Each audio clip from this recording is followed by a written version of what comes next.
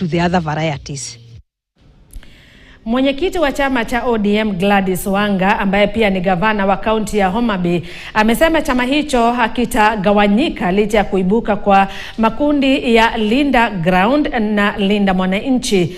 Wanga aidha ameshtumu kambi ya Linda Mwananchi kwa uasi na kumtuhumu Rais mstaafu Uhuru Kenyatta kwa kuchochea na kufadhili mgawanyiko huo. Amesisitiza kuwa ODM itaendelea kushirikiana na serikali kuelekea uchaguzi mkuu wa mwaka ujao.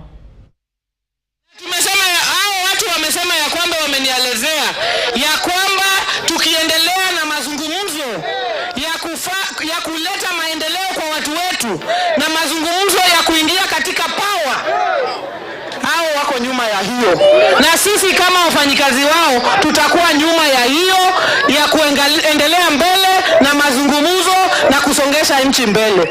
Na ile mambo ya 10 point agenda lazima tuzungumzie. Mambo ya devolution iongezwe pesa.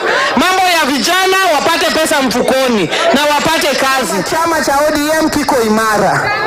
Tuko na wabunge zaidi ya 100 katika chama chetu. Wabunge ambao wametoka nje ni 5. Wabunge zaidi ya 90 wako pamoja ndani ya chama.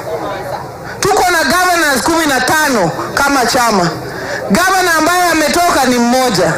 Governor 14 wako nyuma ya chama ndani ya broad-based government na Dr. Oburu Oginga. Kwa hivyo kusema ya kwamba chama imesambaratika, hatusemi ukweli. Na mtazamaji, taarifa hiyo inatukamilishia taarifa za mbiu ya KTN Jumanne ya leo. Ninasema asanti sana kwa wote waliofanikisha, na kwa mtazamaji nasema asanti sana kwa muda wako. Mimi ni Agnes Gakunga, mfasiri kwa lugha ya ishara amekuwa ni Wilson Mushora. Endelea kutazama KTN.